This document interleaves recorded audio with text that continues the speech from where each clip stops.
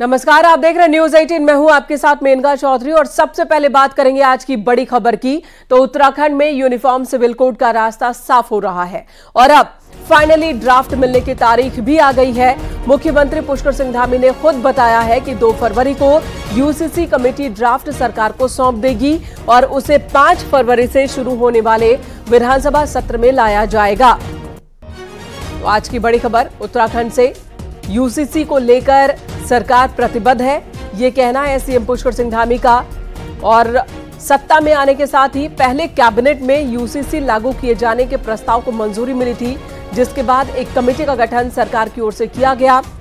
लगभग 4 बार कमेटी का कार्यकाल बढ़ा और अब कमेटी अपनी रिपोर्ट सौंपने वाली है।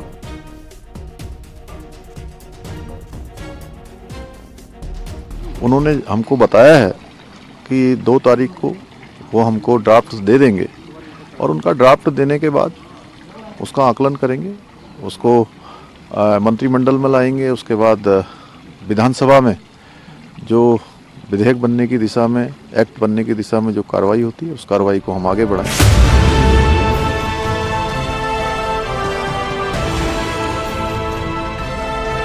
जनसंघ के दौर से बीजेपी के कोर एजेंडे में रहे यूसीसी को बाहर लाने और अमली जामा पहनाने का क्रेडिट मुख्यमंत्री पुष्कर सिंह धामी को जाता है। 2022 के विधानसभा चुनाव में जाने से पहले उन्होंने इसका वादा किया और अब लोकसभा चुनाव से पहले राज्य सरकार इसे पूरा करने जा रही है। लिहाजा सियासत गर्मा गई है। हालांकि सियासी दल फूंक फूंक कर प्रतिक्रिया दे रहे हैं। कांग्रेस मसौदा पढ़ने की बात कहती है तो समाजवादी पार्टी ने इसे चुनावी स्टंट करार दिया है। कई बार जो है कहते हैं कि ड्राफ्ट बन करके तैयार हो गया है और हम इस सत्र में इसको लाएंगे, इस सत्र में हम लाएंगे। लगातार तिथियां बढ़ रही है। 5 तारीख से सत्र शुरू है और यूसीसी का जो मसौदा है जब सदन के अंदर आएगा उसको पढ़ने के बाद हम कोई बात कह पाएंगे। ये जो अभी विधानसभा का सत्र बुला रहे हैं और उसमें लाने का तो है कि ला देंगे, लेकिन उसके बाद कहा है कि एक किसी कमेटी को चला जाएगा, सिलेक्ट कमेटी को चला जाएगा और ये केवल एक चुनावी माहौल बनाने के लिए, एक विशेष समुदाय को उसे डराने के लिए और एक विशेष समुदाय को खुश करने के लिए। बीजेपी का कहना है कि यूनिफॉर्म सिविल कोड जनता के हित में है। अगर कोई पार्टी यूसीसी का विरोध करती है तो बीजेपी या फिर सरकार का विरोध नहीं माना जाएगा, बल्कि ये उत्तराखंड की जनता की भावनाओं का विरोध माना जाएगा। तो उसमें काहे का विरोध? भाई वो तो रिलेटेड टू पब्लिक है ना, पब्लिक को लेकर के हम कानून ला रहे हैं। तो पब्लिक, अगर वो हमारा विरोध थोड़ा करेंगे, वो तो पब्लिक का विरोध करेंगे। अगर आज कोई भी पार्टी यूसीसी का विरोध करती है तो वो उत्तराखंड के 1 करोड़ 30 लाख लोगों का विरोध करती है। यूनिफॉर्म सिविल कोड को लागू करने वाला उत्तराखंड पहला राज्य होगा और पहले मुख्यमंत्री होंगे पुष्कर सिंह धामी। लिहाजा यूसीसी के ड्राफ्ट पर और विधानसभा सेशन पर पूरे देश भर की नजर टिकी होंगी। देहरादून से न्यूज 18 के लिए सुनील नवप्रभात की रिपोर्ट।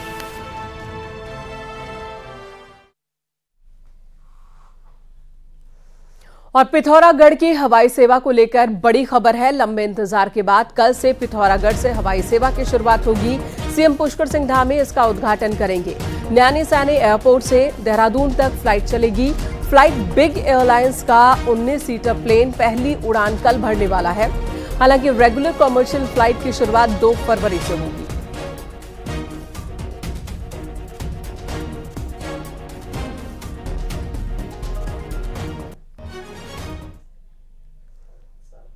तो पिथौरागढ़ के लोगों का लंबा इंतजार कल खत्म होने वाला है। पिथौरागढ़ की हवाई सेवा का उद्घाटन कल होगा और 2 फरवरी से नियमित उड़ान भी शुरू हो जाएगी। फ्लाई बिग एयरलाइंस का प्लेन नियमित तौर पर देहरादून के साथ ही पंतनगर के लिए भी उड़ान भरने की तैयारी में है।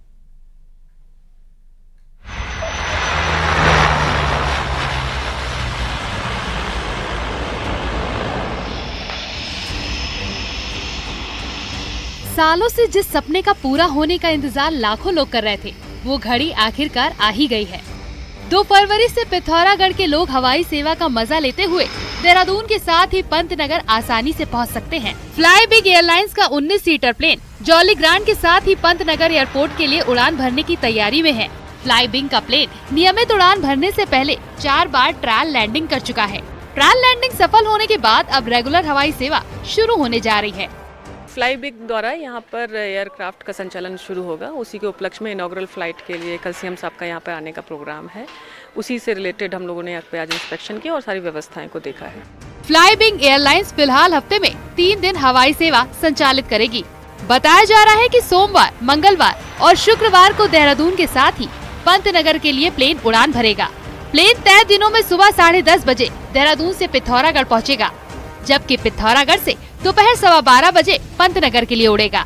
इसके बाद पंतनगर से पिथौरागढ़ लौटकर दोपहर 2:10 पर देहरादून रवाना होगा। मुख्यमंत्री पुष्कर सिंह धामी 30 जनवरी को हवाई सेवा का उद्घाटन करने वाले हैं।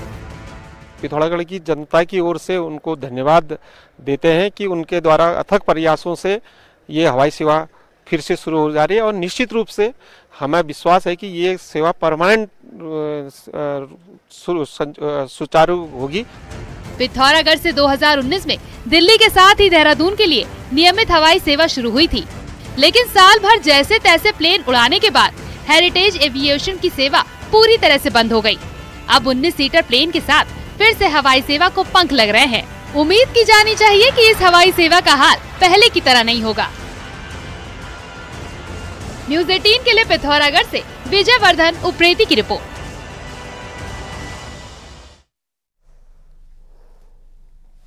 इधर रुड़की में एक ट्रक बेकाबू होकर पुलिस चेकपोस्ट में घुस गया। पुलिस कर्मचारियों ने भागकर अपनी जान बचाई। मंगलौर के नारसन बॉर्डर के पास यह हादसा हुआ। ड्राइवर को नींद आने की वजह से हादसे की आशंका जताई जा रही है।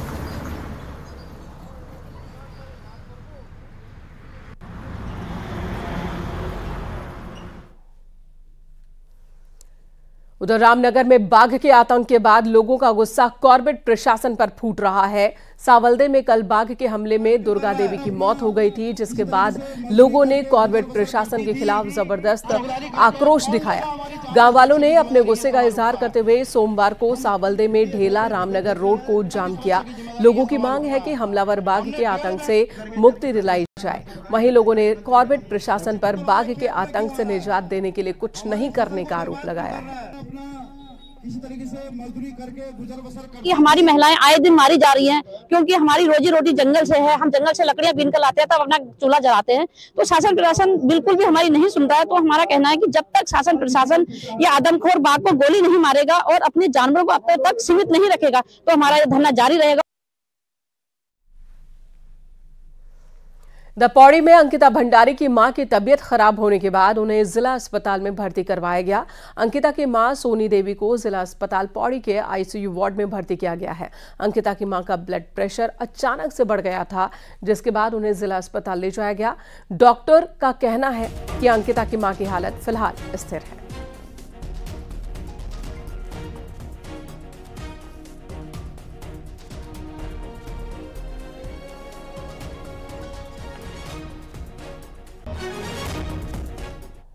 अंकिता का मम्मी सोनी देवी जी 3 दिन से हमारे हॉस्पिटल में भर्ती थी। ये आई थी कंप्लेंट के साथ 3 दिन से बुखार हो रहे हैं और खांसी जुकाम हो रहा है। हमने उसको ट्रीटमेंट दिया 3 दिन और इंजेक्शंस भी दिए, एंटीबायोटिक दिए। अभी फिलहाल ठीक है और खून की जांच भी किया, सब नॉर्मल आए। इधर नैनीताल में टैक्सी यूनियन की हड़ताल खत्म हो गई है। पिछले 3 दिनों में टैक्सी यूनियन फिटनेस को निजी हाथों में देने का आरोप कर रहे हैं, विरोध कर रहे हैं। टैक्सी यूनियन की हड़ताल से पर्यटकों से लेकर स्थानीय लोगों की दिक्कतें बढ़ गई थी। आज टैक्सी यूनियन और आरटीओ समेत निजी कंपनियों के अधिकारियों की बैठक हुई, जिसके बाद यूनियन ने हड़ताल वापस लेने का फैसला लिया।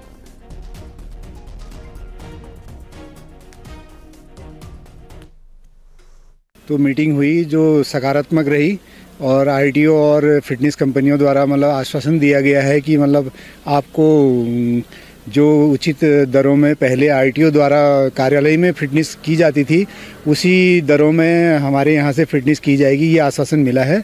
इसी आश्वासन के तहत हम लोगों ने टैक्सियों का संचालन सुचारू करने का निर्णय लिया है। हरिद्वार से अयोध्या के लिए जाने वाली आस्था स्पेशल ट्रेन सोमवार को हरिद्वार से रवाना हुई। सीएम धामी ने रेलवे स्टेशन पहुंचकर ट्रेन को हरी झंडी दिखाई। बरसों के इंतजार के बाद राम मंदिर दर्शन के लिए श्रद्धालुओं में गजब का उत्साह दिखा। हरिद्वार से तकरीबन 1,500 राम भक्तों का ये जत्था अयोध्या के लिए रवाना हो चुका है। ट्रेन के रवाना होने से पहले विधिवत पूजा अर्चना की गई। सीएम धामी ने कहा कि आने वाले वक्त में राम मंदिर विश्व का आध्यात्मिक केंद्र बनेगा।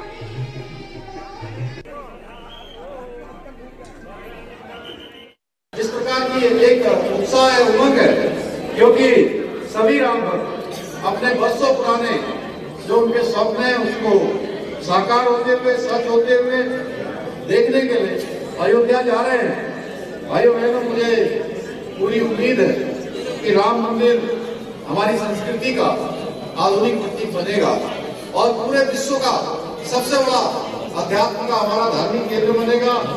ये आस्था स्पेशल ट्रेन है, तो इससे हम अयोध्या जा रहे हैं।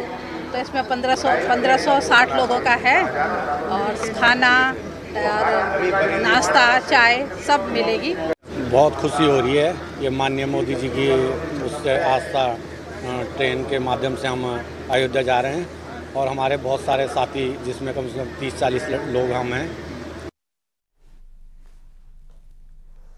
इधर बीजेपी ने गांव चलो अभियान की शुरुआत की है, जिसके तहत सभी सांसद, विधायक और अन्य जनप्रतिनिधि 24 घंटे के लिए एक गांव में प्रवास करेंगे, गांव वालों से संवाद करेंगे। सोमवार को हरिद्वार जिला बीजेपी दफ्तर में एक वर्कशॉप का भी आयोजन किया गया, जिसमें सीएम धामी और प्रदेश अध्यक्ष महेंद्र भट्ट शामिल हुए। महेंद्र भट्ट ने कहा कि गांव जाने वाले पदाधिकारी ग्रामीणों को केंद्र और राज्य की योजनाओं की जानकारी देंगे, साथ ही ग्रामीणों की समस्या से लेकर उनके सुझाव भी सुनेंगे।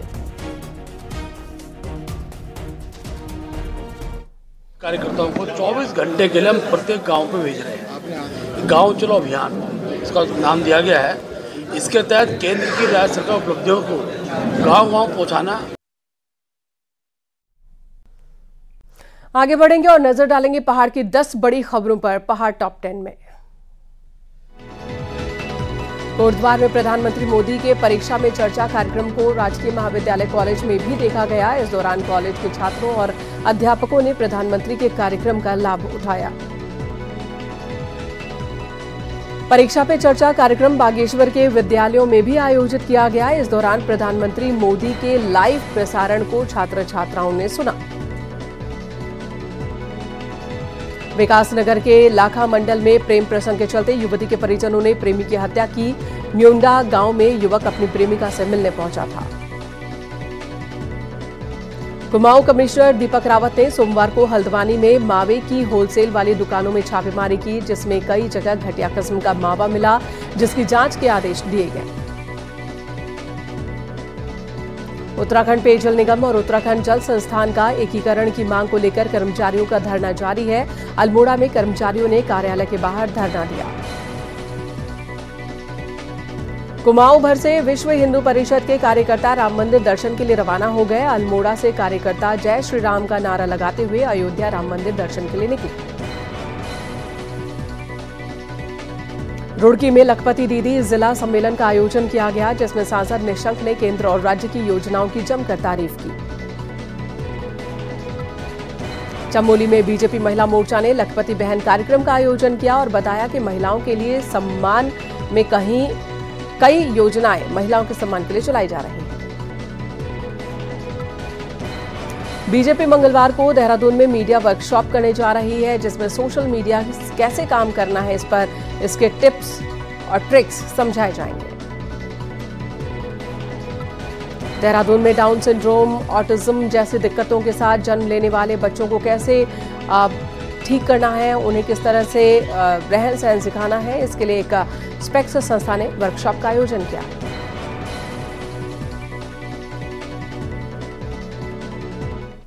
उत्तराखंड के मुख्य सचिव एसएस संधू 31 जनवरी को रिटायर हो रहे हैं, लेकिन कयास ये लगाए जा रहे हैं कि संधू को दूसरी बार भी एक्सटेंशन मिल सकता है। संधू अभी 6 महीने के एक्सटेंशन पर चल रहे हैं। संधू को पीएमओ का भी पसंदीदा माना जाता है और उत्तराखंड में केंद्र की कई योजनाएं चल रही हैं, जिन्हें संधू के कार्यकाल में अच्छी तरह से एग्जीक्यूट किया जाना है।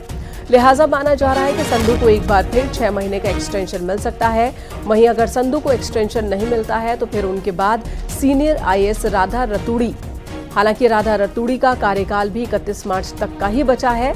राधा रतूड़ी मुख्य सचिव बनती हैं तो वो राज्य की पहली महिला मुख्य सचिव होंगी।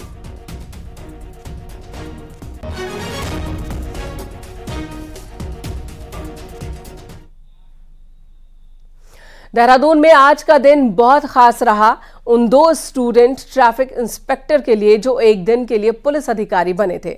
उन्होंने जनता को भी ट्रैफिक का पाठ पढ़ाया। आपको दिखाते हैं इसी पर एक रिपोर्ट।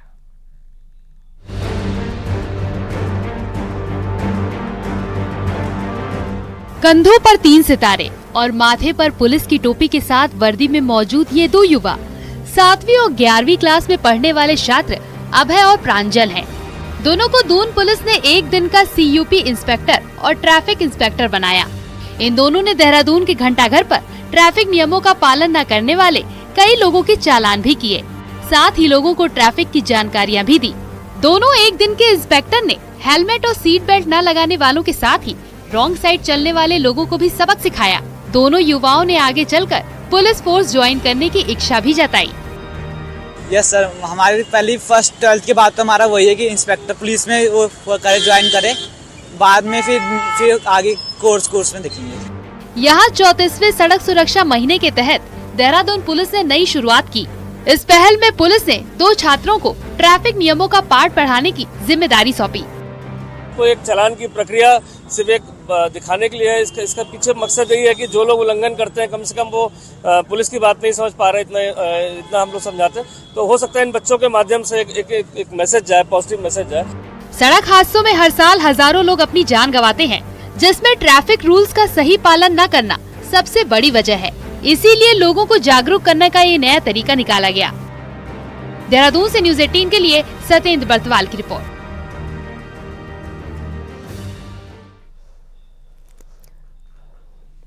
इधर दिल्ली के भारत मंडपम में परीक्षा पे चर्चा कार्यक्रम हुआ। पीएम मोदी ने स्कूल के बच्चों से संवाद किया। वहीं देहरादून के GIC कोलागढ़ में भी कार्यक्रम हुआ, जिसमें स्कूली बच्चों के साथ ही सीएम धामी भी शामिल हुए।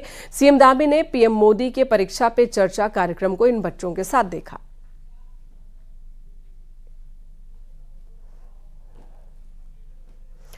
तस्वीरें आपको दिखा रहे हैं। प्रधानमंत्री नरेंद्र मोदी आज दिल्ली में प्रगति मैदान में भारत मंडपम में बच्चों से रूबरू हुए।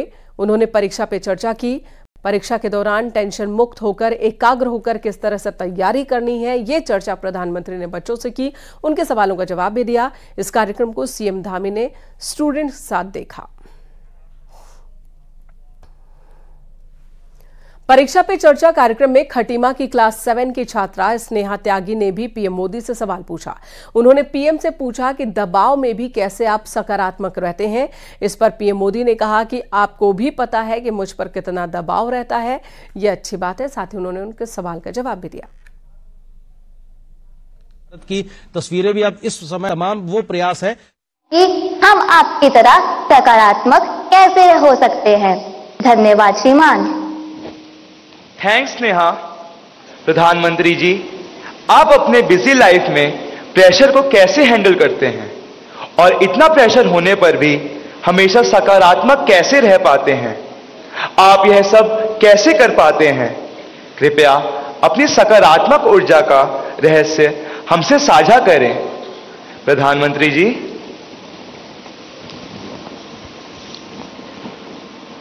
इसके कई जवाब हो सकते हैं। एक तो मुझे अच्छा लगा कि आपको पता है कि प्रधानमंत्री को कितना प्रेशर झेलना पड़ता है।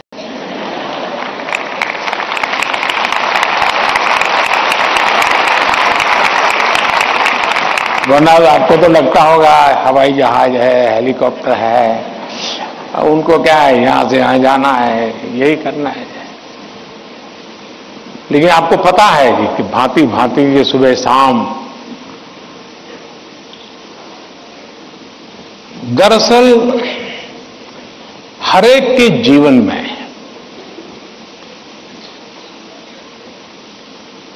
अपनी स्थिति से अतिरिक्त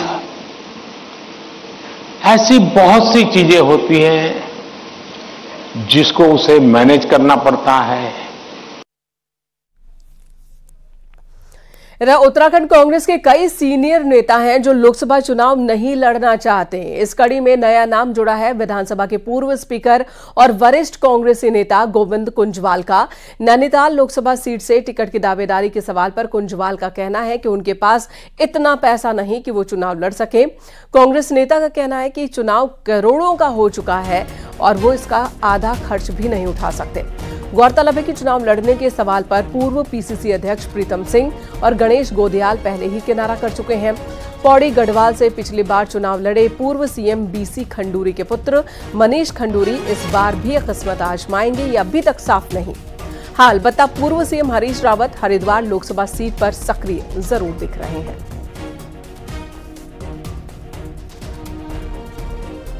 चुनाव में आजकल पैसा बहुत लगता है, इसलिए मेरे पास पैसा नहीं है। मैं न दावेदारी कर सकता हूं और न मैं चुनाव लड़ने की इच्छा जाहिर कर सकता हूं। एक विधानसभा में अगर 1 करोड़ रुपये भी खर्च करेंगे आप तो 14 करोड़ रुपये चाहिए, कम भी करेंगे तो 7 करोड़ तब भी चाहिए।